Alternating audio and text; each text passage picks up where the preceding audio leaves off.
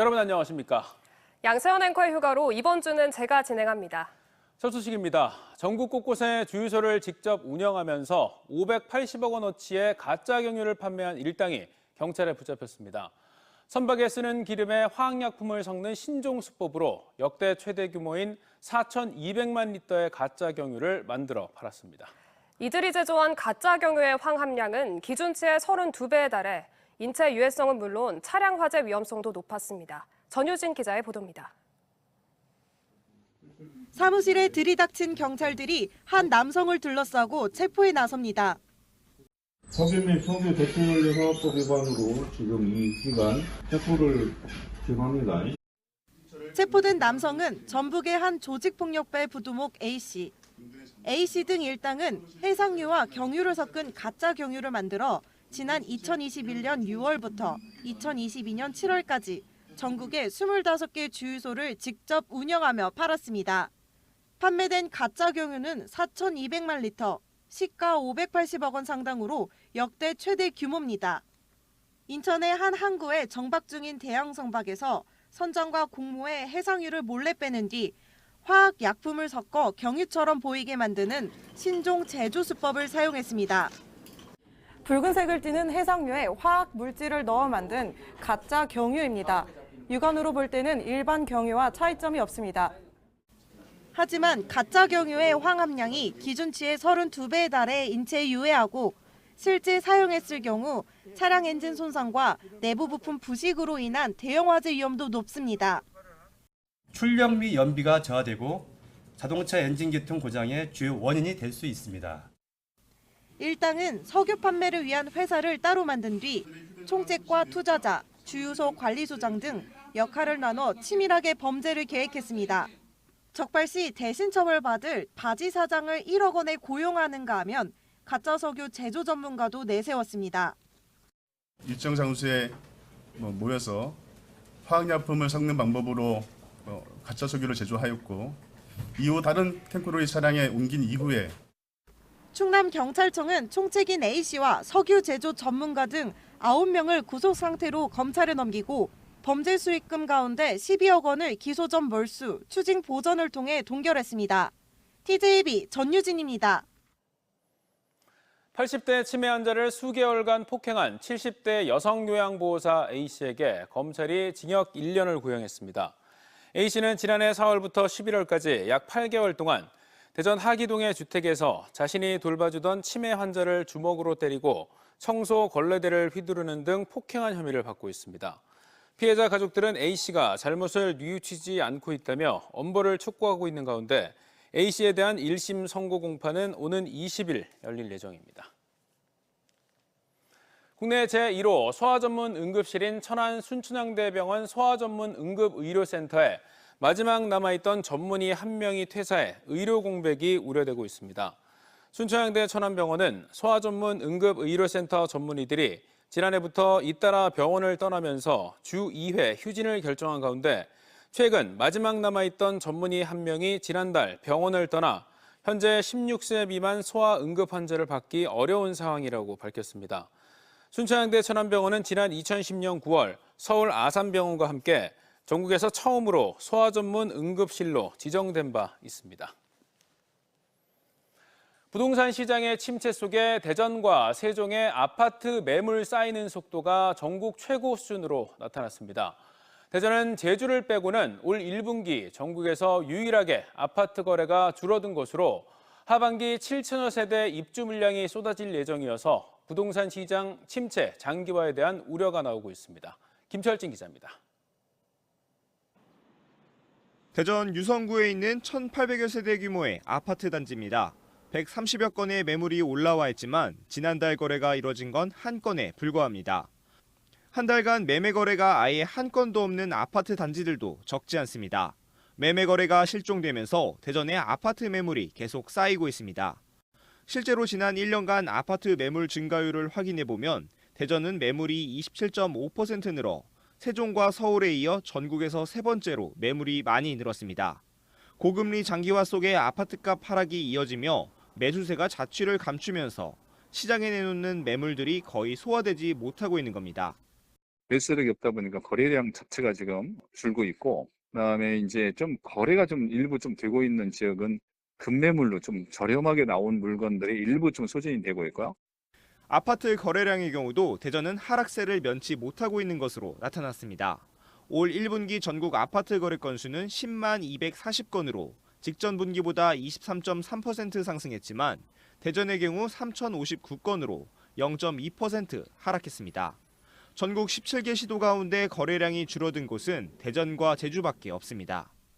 미분양이 늘어나면은 오히려 이제 매매 쪽으로 이제 수요가 조금 이동을 좀 하거든요. 근데 그런 현상은 나타나지 않고 있는 것 같고, 전반적으로 대전의 부동산 시장, 특히 아파트 시장은 아직은 조금 더 기다려야 될 때다라는 심리가 좀. 상반기 이뤄진 대부분 분양단지들이 대거 미분양을 기록한 가운데 전문가들은 하반기 중구와 동구를 중심으로 7천여 세대 규모의 입주 물량이 풀릴 예정인 만큼 당분간 대전 지역의 매매와 전세가 동반 하락이 불가피할 것으로 보고 있습니다.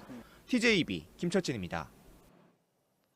공주보의 수문을 닫아 국가 지정문화재인 고만하루가 침수됐다며 환경단체들이 문화재보호법 위반 혐의로 공주시 등을 경찰에 고발했습니다. 공주시는 지난해 9월 백제문화제를 개최하면서 환경부에 공주보 담수를 통한 수위 상승을 요청했고, 환경부는 이에 따라 공주보의 수문을 닫았습니다. 보호 철거를 위한 금강, 영산강 시민행동은 고만하루 근처 수위 변경은 국가유산청의 허락을 받아야 한다며 공주시와 환경부, 국가유산청이 법적 책임을 져야 한다고 주장했습니다. 한국수자원공사가 여름철 홍수기에 대비해 오늘 정오부터 9일까지 보령댐의 수문을 개방합니다.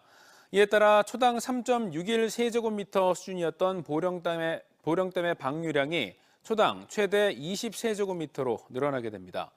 수자원공사는 방류로 댐 하류 하천 수위가 상승하겠다며 인근 하천변 주민들과 야영객들에게 안전에 유의해달라고 당부했습니다. 하나이글스 새 사령탑으로 선임된 백전노장 김경문 감독이 취임식을 갖고 팀의 가을 야구 진출을 위한 대장정에 들어갔습니다. 두산과 NC에서 4차례나 한국 시리즈에 올랐지만 매번 우승 문턱에서 좌절했던 김 감독은 한화에서 꼭 우승하고 싶다는 남다른 각오를 밝혔습니다. 이수복 기자의 보도입니다. 2008년 베이징 올림픽 9전전승 신화를 이끌었던 김경문 감독이 등번호 74번이 적힌 한화이글스 주황색 유니폼을 입었습니다. 74번은 두산과 NC 감독 시절 그리고 올림픽 금메달을 사냥할 때 사용했던 등번호입니다. 지난 2021년 올림픽 야구대표팀 감독 이후 현장을 떠나 있었던 김 감독. 두산에서만 3차례, NC에서도 한 차례 한국 시리즈 우승에 도전했지만 모두 준우승에 그쳤던 자신의 커리어에 우승이란 마침표를 찍고 싶다는 포부를 드러냈습니다.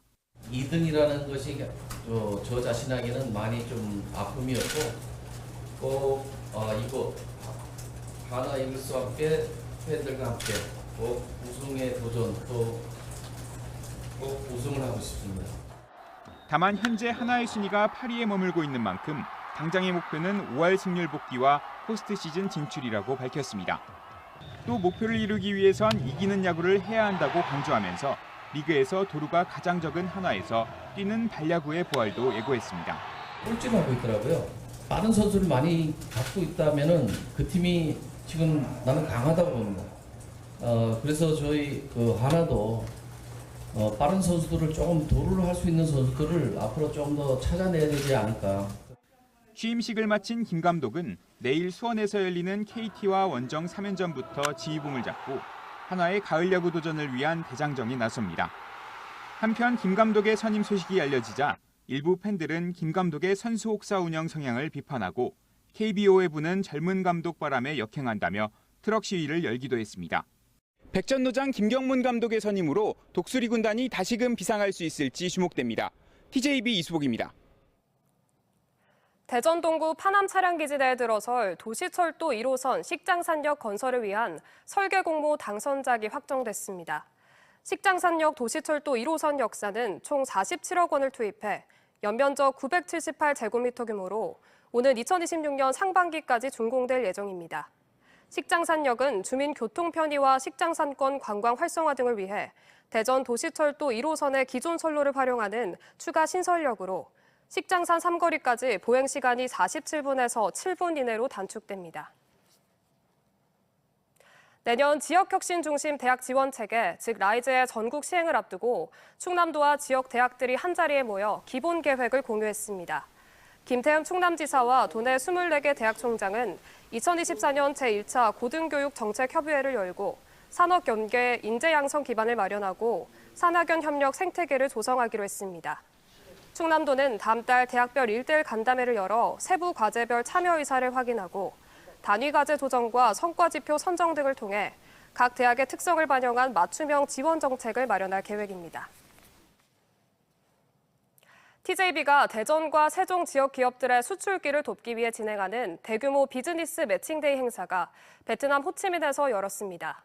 수출 상담에 참가한 기업들이 기대 이상의 성과를 올리며 다시 한번 충청권 최대 수출 행사임을 입증했습니다. 베트남 호치민 현지에서 김세범 기자가 취재했습니다. 인구 1,100만 명으로 베트남 최대 도시이자 경제 중심지인 호치민. 뷰티 제품과 식음료 분야를 중심으로 대전과 세종에서 엄선된 15개 우수기업들이 베트남 시장 공략에 나섰습니다.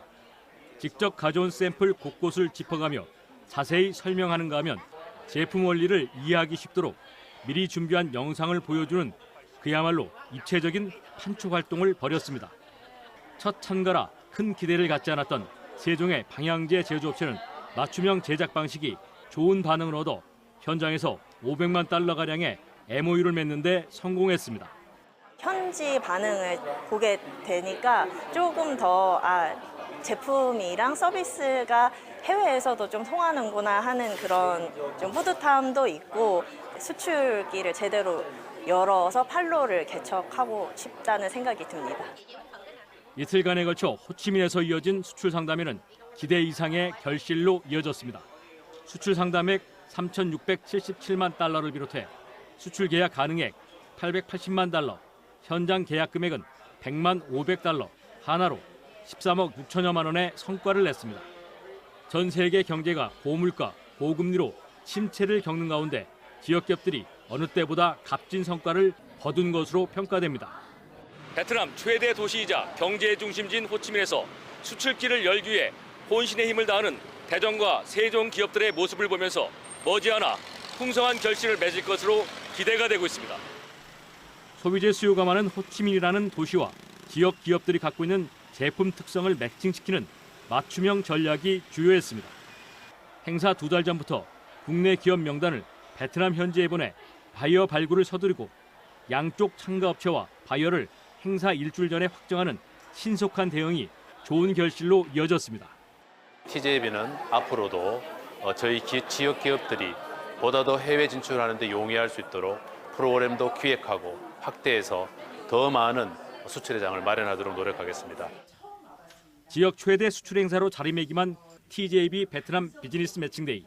TJB는 이번 행사를 통해 확인된 가능성을 발판 삼아 베트남을 넘어 동남아 전 지역으로 지역 기업들의 해외 진출을 돕기 위한 다양한 프로그램 개발에 나설 방침입니다.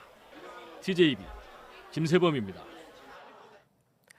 대덕 연구개발특구 기관장 협의회 간담회가 한국타이어 테크노돔에서 열려 대전 영시축제 미래존 참여 등 대전시와 대덕특구 상생 협력 사업을 논의하고 현안 사업을 공유했습니다. 대덕 연구개발특구 기관장 협의회는 대덕특구에 입주한 정부 출연 연구기관과 대전시, 기업 연구소와 대학 언론 등 70개 기관이 참여하고 있으며 대덕특구 재창조와 대덕구 유성구 저소득 학생 장학금 지원 등 사회공헌 활동도 벌이고 있습니다.